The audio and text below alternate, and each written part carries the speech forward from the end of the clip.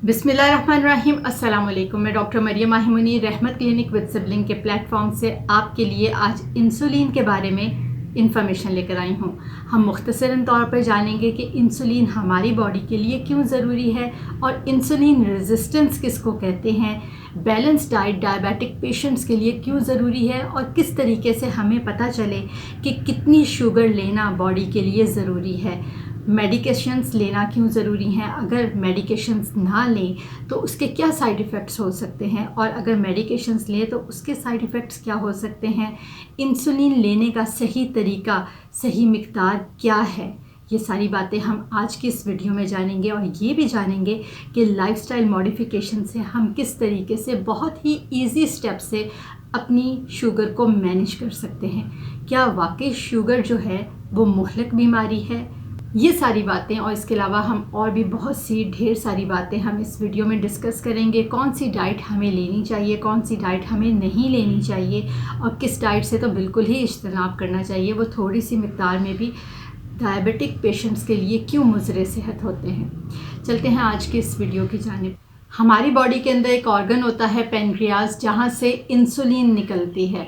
Insulin का काम होता है कि जिस वक्त भी ब्लड के अंदर शुगर की स्पाइक आती है, कोई भी इंसान जब कोई अपनी डाइट के अंदर शुगर को कंज्यूम करता है और वो शुगर ब्लड के अंदर आती है तो उसका काम होता है इंसुलिन का कि वो उस शुगर को बॉडी के सेल्स के अंदर ले जाती है, जिसकी वजह से इमीडिएट जो ब्लड के अंदर शुगर लेवल होता है वो मेंटेन रहता है एक रिक्वायर्ड लेवल के अंदर।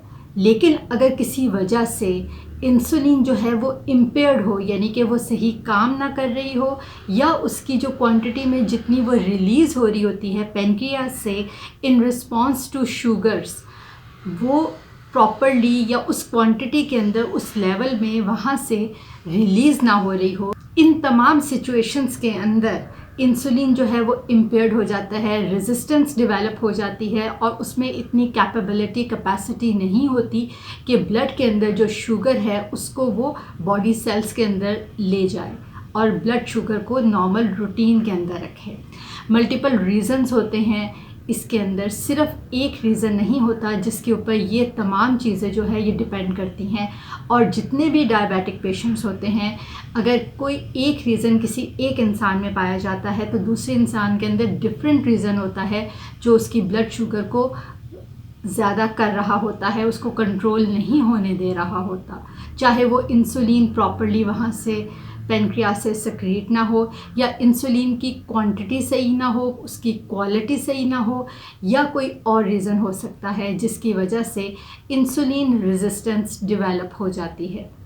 इन तमाम हालात के अंदर अगर हम ये देखें कि डाइट हमारी बॉडी के लिए कितनी ज़रूरी है और एक डायबिटिक पेशेंट के लिए ख़ुसूसन डाइट से कैसे कंट्रोल की जा सकता है शुगर लेवल को, तो लाइफस्टाइल मॉडिफिकेशन डायबिटिक पेशेंट्स के लिए बहुत ही अहमियत रखते हैं। डायबिटिक पेशेंट्स को ज़्यादातर रिकमेंडेशन में यही कहा जाता है कि वो सिंपल शुगर्स को अवॉइड करें। अब यहाँ पे क्वेश्चन ये पैदा होता है, ये सवाल जहन में आता है कि सिंपल शुगर्स और कॉम्प्लेक्स शुगर्स या कॉम्प्लेक्स कार्बोहाइड्रेट्स में क्या फ़र्क होता है। तो एक सिंपल टर्म के अंदर किसी को बताना यही होता है कि शुगर जो सिंपल शुगर्स होती हैं वो एक या दो मॉलिक्यूल के ऊपर डिपेंड करती हैं, उससे मिलकर बनी हुई होती हैं। और अगर इसको और मैं सिंपल अंदाज में अगर आपको बताऊं तो सिंपल शुगर्स वो होती हैं जो कि डायरेक्ट आपकी ब्लड शुगर के अंदर आ जाती हैं, उनको कोई प्रोसेस के अंदर से गुजरना नहीं पड़ता। लेकिन जो कॉम्प्लेक्स शुगर्स होती हैं उनको किसी एक प्रोसेस में से गुजर के वो शुगर को कन्वर्ट होना पड़ता है दूसरी फॉर्म के अंदर। एक फॉर्म ऑफ शुगर जो है उसको कन्वर्ट होना पड़ेगा दूसरी फॉर्म के अंदर, तभी वो बॉडी के अंदर ब्लड के अंदर sugar in the form of a glucose आएंगी। अब कौन सी वाली शुगर्स हैं जिनको हम कॉम्प्लेक्स कार्बोहाइड्रेट्स या कॉम्प्लेक्स शुगर्स का नाम देते हैं और वो कौन से ऐसे खाने होते हैं जिनमें मौजूद होती हैं, अगर मैं इनसे चंद एक का जिक्र करूँ तो उसमें फ्रूट्स, वेजिटेबल्स, होल ग्रेन्स आते हैं, उसके अलावा नट्स भी आते हैं। अगर आप कभी नोट करेंगे इनको खाते हुए तो इन चीज़ों में मिठास होती है। ये ऐसी नेचुरली मिठास होती है जो कि कॉम्प्लेक्स कार्बोहाइड्रेट के ज़ुमरे में आती हैं उनको हम कॉम्प्लेक्स कहते हैं। बॉडी के अंदर एक फॉर्म से शुगर जो होती है उसको दूसरे में कन्वर्ट करते हैं, उसके बाद ही इंसुलिन जो है वो उसके ऊपर एक्ट करती है और उसको ब्लड के अंदर, बॉडी के अंदर लेकर जाती है। ये एक सिंपल सी डिफ्रेंसिएशन होती है जिससे हम बहुत इजीली हमें आइडिया हो जाता है कि कॉम्प्लेक्स कार्बोहाइड्रेट और सिंपल कार्बोहाइड्रेट में क्या फ़र्क होता है। अब अगर मैं नेक्स्ट आपको बात करूं कि बैलेंस डाइट क्या होती है और क्यों इतनी इम्पॉर्टेंट होती है डायबिटिक पेशेंट के लिए, तो अगर मैं आपको ये बताऊं कि बैलेंस डाइट जो है वो सबसे बेस्ट होती है। अब बैलेंस डाइट किसको बोलते हैं? जिसके अंदर हम जैसे एक प्लेट के अंदर हम डिफरेंट खाने की चीज़ें रखते हैं और उसको हम 2-3 चीज़ों के अंदर डिवाइड कर देते हैं, यानी कि कार्बोहाइड्रेट्स, प्रोटीन्स और फैट्स। तो ये आपकी जो थोड़ी थोड़ी आप हर चीज़ को कंज्यूम करेंगे, इसको हम कह देते हैं बैलेंस डाइट। इस पे एक फार्मूला भी बना हुआ है जिसमें कार्बोहाइड्रेट्स, फैट्स और प्रोटीन्स को परसेंटेज वाइज डिवाइड कर दिया जाता है। अगर मैं आपको ये कहूँ कि स्ट्रिक्टली इस बैलेंस डाइट को आप फॉलो कर सकते हैं तो ये पर्सन टू पर्सन वेरी करता है। एक फार्मूला ही आप सब लोगों के लिए अप्लाई नहीं कर सकते। इस पे मल्टीपल फैक्टर्स इन्वॉल्व होते हैं जिसमें एज, जेंडर आती है। उसके अलावा अगर मैं आपको और चीज़ें बहुत बताऊं, कई दफ़ा ओबेसिटी भी आती है। कुछ जो ख़ानदान होते हैं, कुछ जो फैमिलीज़ होती हैं, उनके अंदर जेनेटिक्स के अंदर ही ओबीस होते हैं। वो तमाम लोग जो हैं ख़ानदान के, वो मोटापे का शिकार होते हैं। तो ऐसे लोगों के अंदर अगर बैलेंस डाइट को आप वही बैलेंस डाइट उन लोगों में दें जिनके अंदर जेनेटिकली ओबेसिटी है और उन लोगों को जो जेनेटिकली ही लीन हैं, तो ये मुनासिब नहीं होगा और ना ही वो इतनी इफ़ेक्टिव होगी। तो इस वजह से ये जानना ज़रूरी होता है कि उनकी हिस्ट्री क्या है। इसके अलावा हार्ट डिज़ीज़ को भी बहुत ज़्यादा इम्पॉर्टेंस है। अब अगर मैं आपको ये कहूँ कि हार्ट के जो पेशेंट्स होते हैं उनके अंदर डायबिटीज़ मैनेजमेंट थोड़ी सी डिफरेंट होती है। इस वक्त अगर मैं आपको मुख्तसरन तौर पर ये बताऊं तो कई दफ़ा ऐसा होता है जिन लोगों की लॉन्ग टर्म यानी कि बहुत पुरानी शुगर चल रही होती है और वो प्रॉपरली मैनेज नहीं कर रहे हो सकते, उनकी कंट्रोल नहीं होती है ब्लड शुगर, उनके अंदर नर्व्स डैमेज हो जाती हैं। और जब हार्ट के पेशेंट्स के अंदर नर्व डैमेज हो जाएं तो कई दफ़ा जब एंजाइना की पेन होती है, ऐसे लोगों में उनको महसूस ही नहीं होती। तो उनको बहुत ज़रूरी होता है अपनी शुगर को कंट्रोल करना, क्योंकि जो नर्व्स अगर पेरिफ्रीज पे जा रही हैं, अगर हाथों और पैरों को सुन कर रही हैं, तो उनको बहुत केयरफुल रहना चाहिए कि वो बॉडी की जो और नर्व्स होती हैं उनको भी डैमेज कर रही होती हैं, जो ख़ुसूसन हार्ट के ऊपर नर्व्स होती हैं।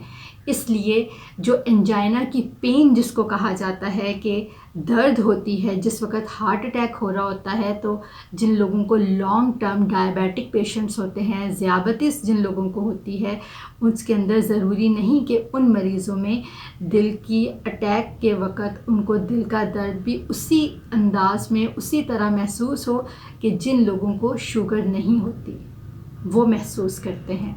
ये चीज़ें कहने को बहुत ही छोटी छोटी होती हैं, लेकिन जिस वक्त तकलीफ़ किसी इंसान को पड़ती है ना, तो ये चीज़ें जो होती हैं ये बहुत ज़्यादा मैटर करती हैं और इनको जानना ज़रूरी होता है। मेजॉरिटी लोग, मैं समझती हूँ कि वो इस बात का ख्याल रखते हैं, लेकिन कई दफ़ा वो इन चीज़ों को इग्नोर कर जाते हैं। अगर मैं आपको एग्ज़ाम्पल दूँ कि एक दिल का मरीज़ जिसको शुगर भी हो और अगर उसको पसीना आ रहा हो और मल्टीपल टाइम्स उसको आता हो, उसको घबराहट हो रही हो, लेकिन उसको एंजाइना का यानी कि दिल की दर्द ना हो रहा हो, एंजाइना के वक़्त जो एक मखसूस किस्म का दर्द होता है लेफ़्ट साइड पे, जो लेफ़्ट आर्म होता है उसमें भी वो रेडिएट करती है दर्द, तो अगर वो नहीं हो रहा तो इसका ये मतलब नहीं है कि उनको एंजाइना नहीं है या उनको हार्ट अटैक नहीं है।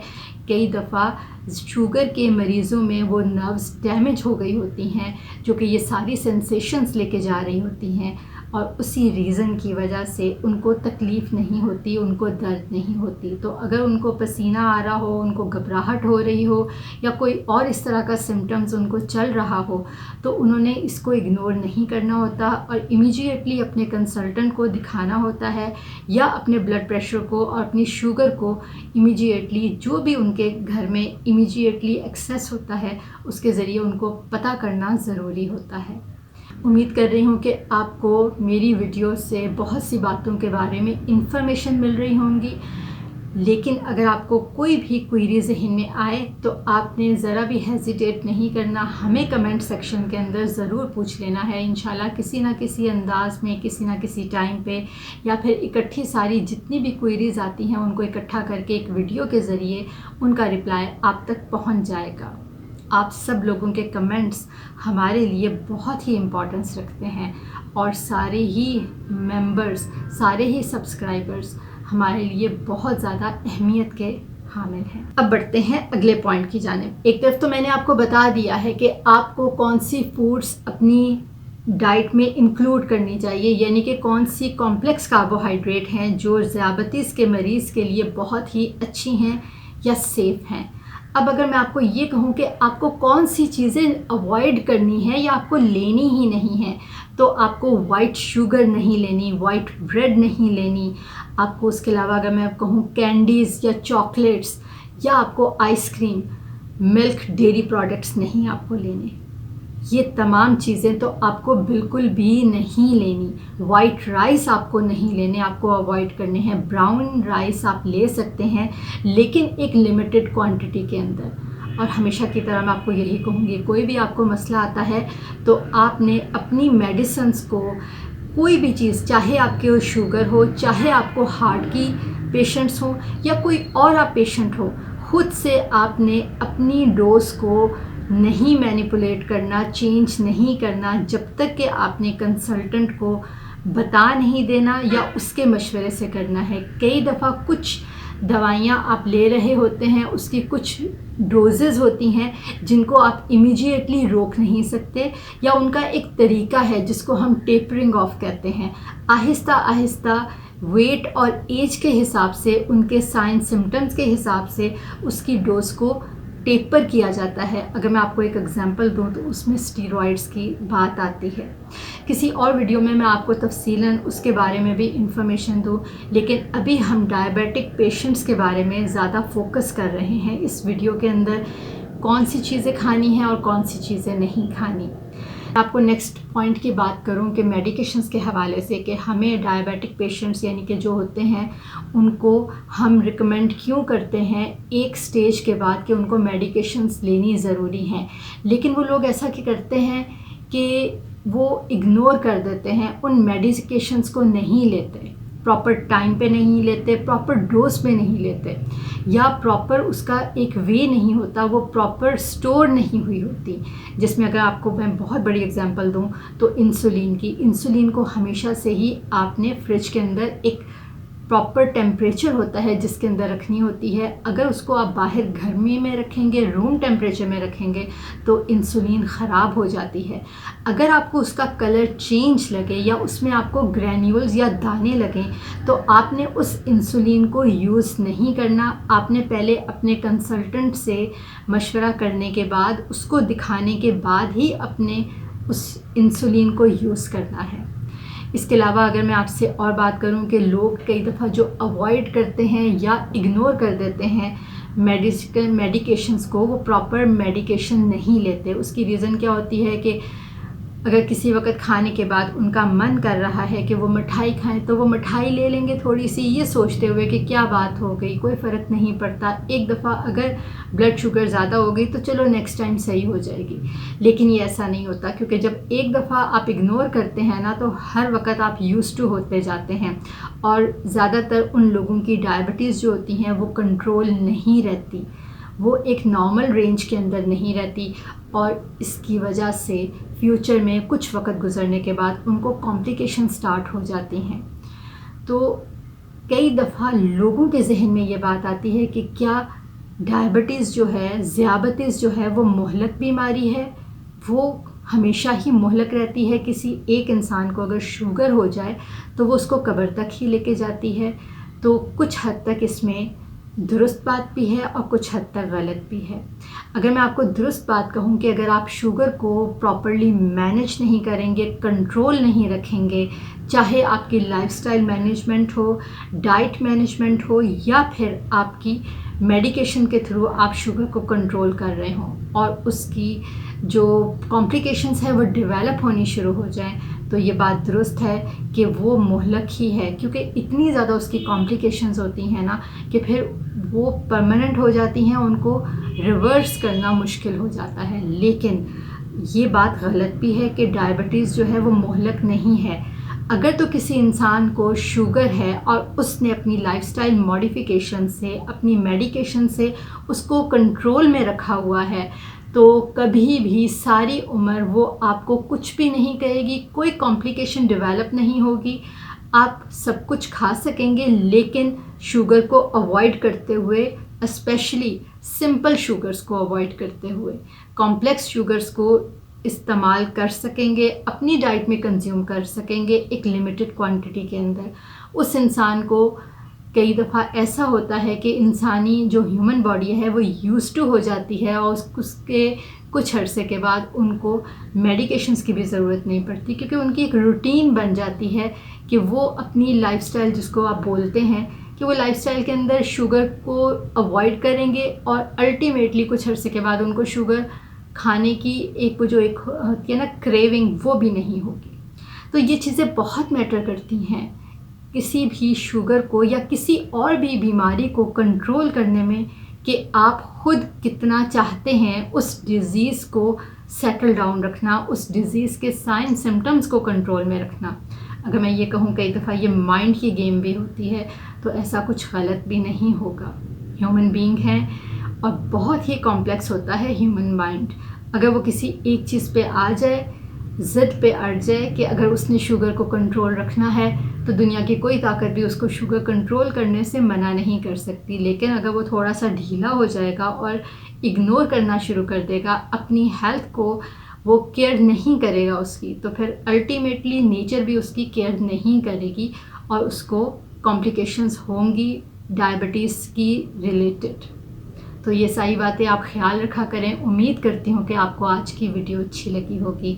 अगर आपको कोई भी कमेंट हो, जैसा मैंने पहले भी कहा, कोई भी आपको क्वेरी हो, तो काइंडली आप हमें फीडबैक ज़रूर दीजिएगा।